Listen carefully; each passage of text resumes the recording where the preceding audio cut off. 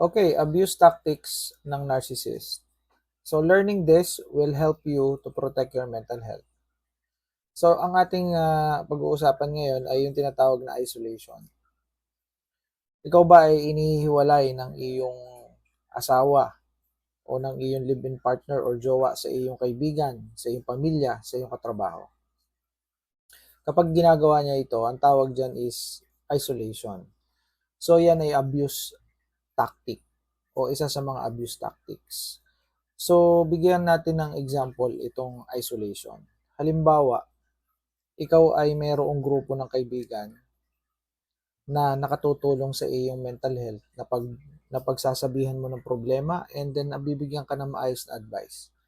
Sa madaling salita ay ito ay support system mo. No? Sistema na nakasusuporta sa iyong pagkatao, sa iyong mental health specifically.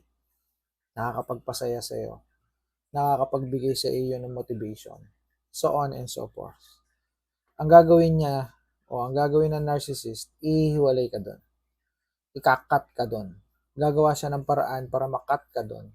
Pagbabawalan ka umattend ng mga events like birthday, no, anniversary, wedding anniversary, at marami pang mga events.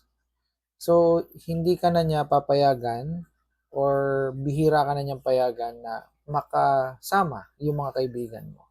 So, makikita natin dito na dinidisconnect ka ng narcissist sa iyong kaibigan. Another thing is your family. So, ang ginagawa niya is yung pamilya mo ay gagawa niya ng paraan na hindi mo masyadong makausap, hindi ka masyadong magkameroon ng interaction, no? Sa magulang mo, nanay mo, tatay mo, kapatid mo, or even yung mga tita, titos mo. So ito ay same din sa previous statement ko tungkol sa mga kaibigan.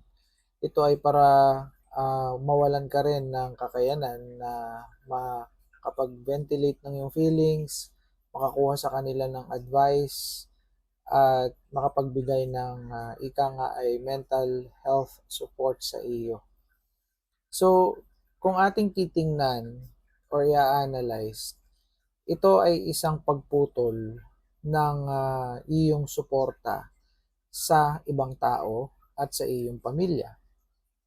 Ang purpose nito ay para maging dependent ka sa kanya. Siya ang lagi mong kausap, siya ang lagi mong pinakikinggan. Kung may nangyayaring abuso, may nangyayaring problema sa inyo, walang makakaalam. Hindi ka rin makakahingi ng advice. Kayo lang dalawa. Dependent ka na sa kanya. Yun ang kanyang goal. Maging dependent ka sa kanya. Kapag dependent ka na sa kanya, madali ka nang makontrol, madali ka nang mamanipulate or mapaikot. Sa madaling salita ay hawak ka na niya sa leeg.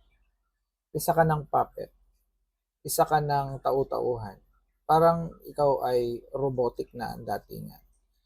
So yun yung kanyang pinaka main goal doon kung bakit kanya ina-isolate. So ito ay tactic. Okay? Taktika to, ginagawa niya talaga to. Kaya pag dumating sa point, kapag nag-away kayo o binugbog ka, no, ikaw ay inabuso, it seems like or you felt like wala kang mahihingan ng tulong. Kasi malayo ka sa iyong pamilya, malayo ka na sa iyong kaibigan. So you felt helpless. You felt na wala namang mangyayari kahit umalis ako. O wala namang mangyayari pag nagreklamo ako. Wala naman ako mapagsabihan. You see? So in short, nagkakameron ka ng tinatawag na learned helplessness.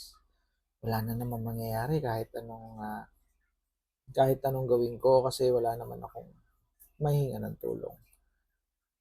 Minsan may mga pangyayari kung saan feeling mo ay hindi ka paniniwalaan ng mga tao because meron ng mga ginawang manipulation or image management ang iyong asawa o kalibin mo na narcissist. Pinaganda na niya ang image niya sa mga tao. Mapagbigay, sobrang bait, matulungin, so on and so forth. Kasi magaling ang narcissist sa image management. mabait sa ibang tao, walang hiya sa kanyang asawa o live-in partner. So, anong takeaway ko dito? So, ang takeaway ko dito, ngayong alam nyo na ganun pala yun. Alam nyo na, you're aware. So, kailangan ay mag-set kayo ng boundaries. Kapag sinabi niya na huwag kang a-attend ng wedding anniversary ng iyong ama't ina, o kaya ay huwag kang a-attend ng okasyon sa inyo, huwag mo kakausapin ng kapatid mo, kailangan ay gumawa ka ng paraan. Kausapin mo. Makipag-usap ka, kumunik ka sa iyong pamilya, huwag kang papayag na i-isolate ka. And then, if hindi ka makatakas, ikaw ay inaabuso, ay kinukulong, no? It's time for you to get help. And kung meron ng abuso, pananakit, magsumbong na kayo sa otoridad, mag-report na kayo sa otoridad. Humingi kayo ng tulong. Hindi po pwede yung ganyan. Okay? So, see you in my next content. Bye for now.